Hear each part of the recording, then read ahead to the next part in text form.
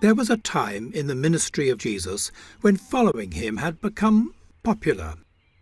But Jesus knew that the path he was taking would lead him to the cross. And he was concerned that some of these people had not yet counted the cost of what they were doing.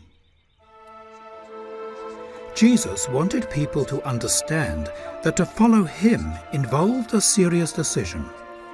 So he told them about a king. This king was not very powerful, and his kingdom was small, but it seemed secure. And when the sun rose that morning, neither the king nor his generals nor his counselors would have guessed that the next few hours would change the future. A routine patrol had just returned from the frontier, and the news they brought to the king's officials was disturbing. They had seen soldiers, foreign soldiers. The details were still unclear, but one thing was certain. A military force of some size had entered the kingdom. The question was how serious this might be. The king himself must decide. The man who brought this report must be questioned very carefully. Every piece of information was important. Who were these invading soldiers? And the scout's report, how much of it was second-hand? Perhaps it was exaggerated. And what was it he had actually seen? Soon it became clear. It was a serious threat. Another king, great and powerful, had a claim to sovereignty over this land, and now he was coming with his army. So this king felt threatened. But he was not stupid. He knew his kingdom could not exist in isolation, and it was not very large.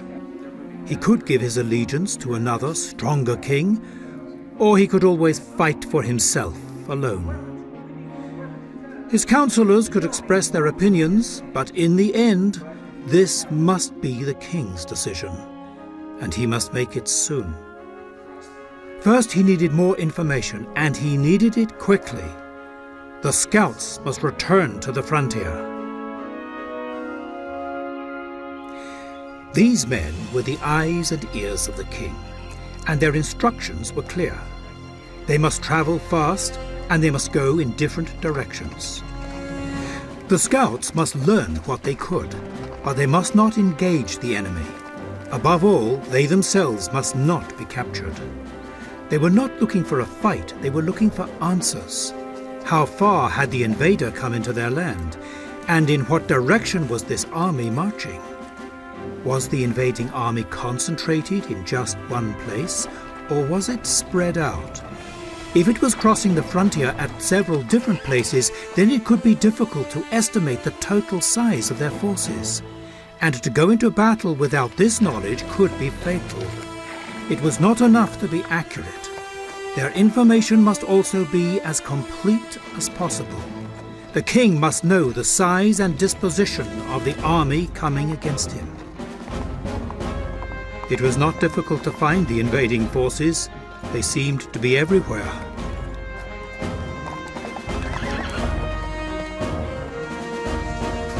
The king prepared himself and waited for the report to come in. At this point, there was no way of knowing what he must do.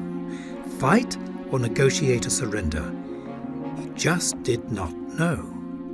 It was not enough to be brave. He must be wise, and he must count the cost of what he was doing. This was the most important decision in his life. He must do the right thing. At last, the king knew the whole truth. It was more serious than he had imagined. His kingdom had an army of 10,000 men. The army coming against him was 20,000. If he chose to fight, his army would be defeated, his land would be taken, and he would lose his kingdom. He decided he would surrender. One question remained. How precisely was he to do this?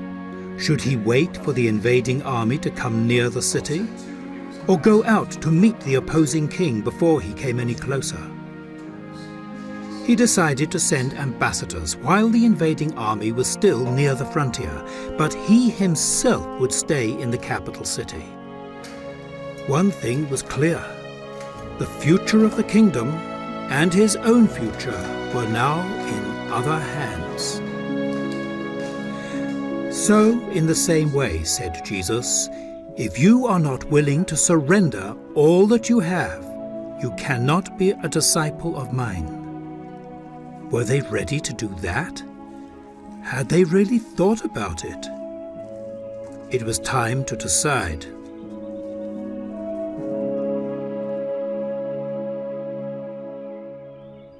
We are like the king in the story. We like to do things our way, to please ourselves. But just when we think we're in control of our destiny, we're confronted with the claims of Jesus Christ. Jesus claims sovereignty over us, and we must decide how to respond. There is a cost in saying yes to his plan for our lives, and sometimes that cost can be very high. But surely, the cost of refusal, the cost of saying no to Jesus, is in the end to lose everything.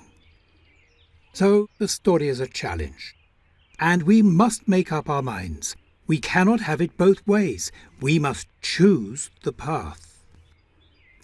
Why not read the parable for yourself? It's just a few verses in the Gospel of Luke, chapter 14.